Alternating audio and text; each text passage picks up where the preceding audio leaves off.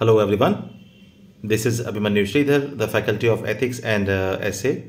I welcome all of you to my channel. In today's session, we are going to discuss about one concept which is called altruistic cheating. It's a paradox. आज के concept में हम बात करने वाले हैं एक concept के बारे में जिसको बोलते हैं, इंग्लिश में कहते हैं altruistic cheating और हिंदी में इसका नाम है परोपकारी धोखा। जो वर्ड है परोपकार वह एक पॉजिटिव वर्ड है और धोखा अर्थात चीटिंग एक नेगेटिव वर्ड है कि नहीं। तो जब ऐसा सिचुएशन आए, जब इस तरह के कंसेप्ट होते हैं, उसे हम कहते हैं paradox. It's a paradoxical concept.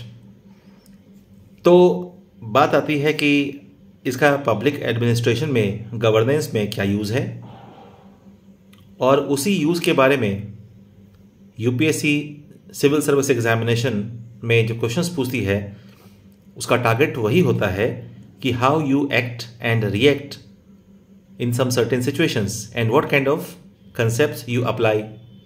आप किस तरह के कंसेप्ट्स का यूज़ करेंगे। तो पहले इस कंसेप्ट को समझाने के लिए मैं महाभारत का एक एग्जाम्पल देता हूँ, परोपकारी धोखा का।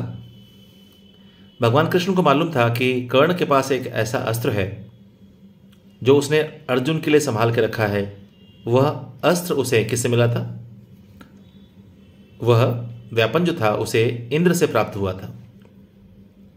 एंड इट वॉज इनविंसिबल, मतलब उस अस्त्र का कोई भी उत्तर किसी के पास नहीं था। मतलब उसको अचूक जो बोलते हैं हिंदी में, इंग्लिश में कहते हैं इनविंसिबल, वो इनविंसिबल था।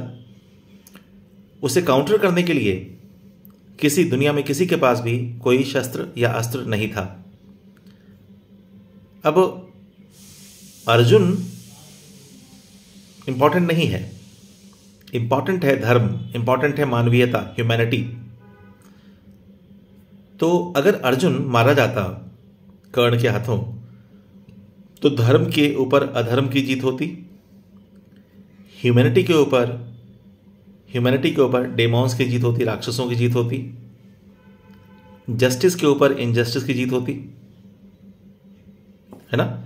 ये बात भगवान को मालूम थी कि अगर अर्जुन मारा जाएगा तो पांडव हारेंगे, और पांडव हारेंगे तो धर्म हारेगा, धर्म हारेगा तो मानवीयता हारेगी, मानवीयता हारेगी तो जस्टिस हारेगी। ठीक है। तो भगवान कृष्ण जिनको मैं कहता हूं, इस ब्रह्मांड का अभी तक का सबसे अधिक, अगर हम एक व्यक्ति के रूप में तुलना करें तो ब्रह्मांड का अब तक का सर्वाधिक नीति शास्त्र परक व्यक्ति, most ethical person of this universe so far. तो भगवान ने एक प्लानिंग की।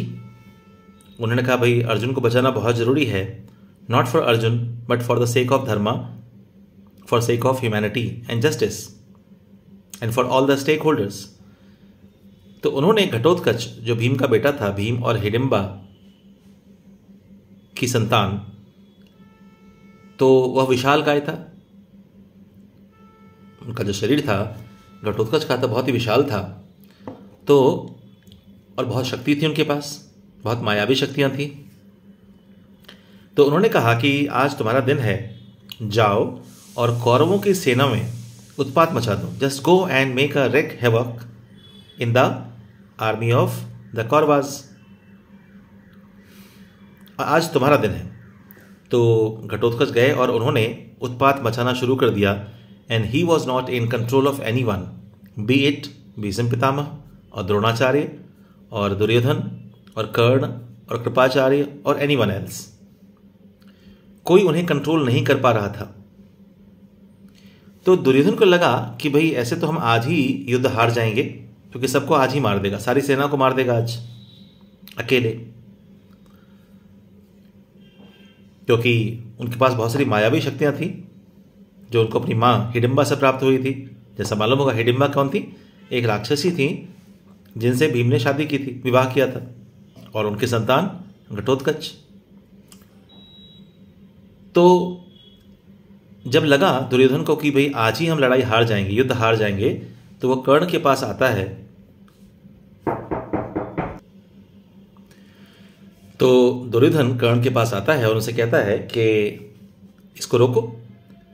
सो कर्ण सेज कि I tried my level best मैंने सारे एफर्ट्स लगाए मगर वह मेरे वश का नहीं है। तो दुर्योधन कहता है कि देखिए तुम्हारे पास तो एक अस्त्र है ना। बोला हाँ वो तो है, बट मैंने उसको अर्जुन के लिए संभाल कर रखा हुआ है, क्योंकि जब तक अर्जुन नहीं मारा जाएगा तब तक तुम्हारी जीत होगी नहीं। तो डिसाइड करो। बोला कि नहीं नहीं देखो, अर्जुन बाकी बात है, उसका तो समय ही नहीं आएगा, उसका टाइम ही नहीं आएगा, क्योंकि आज ही हम सबको मार डालेगा। तो उस अस्त्र का प्रयोग करो और इसको मारो। तो कर्ण ने वैसा ही किया, घटोत्कच की हत्या हो गई, मारे गए। तो पांडवों की सेना में, पांडवों के कैंप में सारे लोग बहुत दुखी थे, सभी लोग रो रहे थे। वहीं भगवान कृष्ण भी एक कोने में खड़े थे, मगर वो मुस्कुरा रहे थे, क्योंकि उनको तो मालूम है लीला उन्हीं की है, और जो किया है उन्होंने धर्म के लिए किया है, जस्टिस के लिए किया है, ह्यूमैनिटी के लिए किया है, सारे के सारे स्टेक होल्डर्स के लिए किया है। तो भीम की नज़र पड़ती है भगवान कृष्ण पे, तो वो कहता है कि आप हमारे शत्रु हैं या हमारे मित्र हैं, क्योंकि मेरा बेटा मारा गया है और आप हंस रहे हैं, मुस्कुरा रहे हैं। तो आप मेरे शत्रु हैं या मेरे मित्र हैं? तो उन्होंने सारी बातें समझाई कि तुम्हारे घटोत्कच, तुम्हारे बेटे के त्याग ने तुम सारे भाइयों की रक्षा की है, धर्म की रक्षा की है, मानवीयता की रक्षा की है, न्याय को स्थापित करने में मदद की है, और सारे विश्व की रक्षा की है। इसी को कहते हैं परोपकारी धोखा, हिंदी में कहते हैं, और इंग्लिश में कहते हैं ऑल्ट्रुइस्टिक चीटिंग। अब बात आती है how this concept is applied to public administration and governance. एक एग्जांपल देता हूं। आप किसी जिले में डीएम हैं, उस जिले में एक मंदिर है जहां पर महिलाएं प्रवेश नहीं करती हैं। From there religious aspect, from there religious point of view, women are restricted to enter the temple or the mosque। कोई मंदिर है या मस्जिद है जहां महिलाओं का प्रवेश बंद है।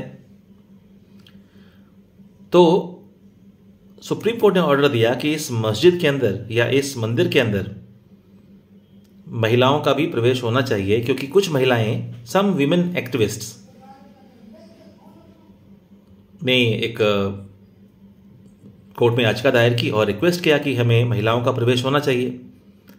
आमतौर पे हमारे सोसाइटी के अंदर होता है, एक कॉन्टेक्स्ट में बात करता हूँ, कि जिनका धर्म से कोई लेना देना नहीं है वो लोग ऐसे नाटक ज़्यादा करते हैं। तो उन्होंने याचिका दायर कि आप सुप्रीम कोर्ट तो इमोशनल होकर डिसीजन नहीं करेगा ना। जो ऑनरेबल सुप्रीम कोर्ट हैं वो क्या करेंगे? न्यायालय नाम है उनका, न्याय करना उनका अधिकार है, न्याय करना उनका कर्तव्य है। तो सुप्रीम कोर्ट ने आज्ञा दी, ऑर्डर दिया कि women should also be allowed to that mosque और द टेम्पल। अब आप वहां डीएम हैं, उस ऑर्डर को लागू करवाना ये आपकी ड्यूटी है। बट जब आप वहां गए तो आपने देखा कि वहां के जो लोकल हैं, लोग सड़कों पे आ गए हैं, and it caused huge agitation. Ground पे आपको टैकल करना है वो सिचुएशन, और आपने देखा कि अगर आप, if you use the force, अगर आप बल का प्रयोग करें तो आप सुप्रीम कोर्ट के उस डिसीजन को लागू करवा सकते हैं, but it may cause some casualties. कुछ लोग मारे जा सकते हैं, घायल हो सकते हैं, और उस पूरे इलाके में जो पब्लिक सेंटिमेंट्स हैं, जो कि उनके रिलीजियस पॉइंट ऑफ व्यू से ठीक है, वो हर्ट हो सकता है। तो फिर, और इवन वहाँ की महिलाएं, जो वहाँ की लोकल महिलाएं हैं, वो भी इस फेवर में हैं कि women should not be allowed to this temple और दिस मॉस्क। तो अब आप क्या करेंगे? सो फॉर द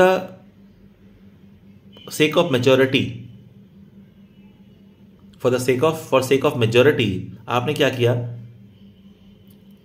उस डिसीजन को फोर्सेबली अप्लाई नहीं किया, उसको लागू नहीं किया। तो एक तरह से यह सुप्रीम कोर्ट, यह कोर्ट के नियमों का जो आदेश है उसका उल्लंघन तो हुआ, बट कोर्ट भी आखिर क्या चाहती है? Justice to people. जो भी आदरणीय न्यायालय का फैसला होता है वो किसके पक्ष में होता है, किसके लिए होता है? जस्टिस करना। किसके साथ? डेमोक्रेसी में जस्टिस, डेमोक्रेसी में सबसे बड़ा स्टेक होल्डर कौन है? The citizens.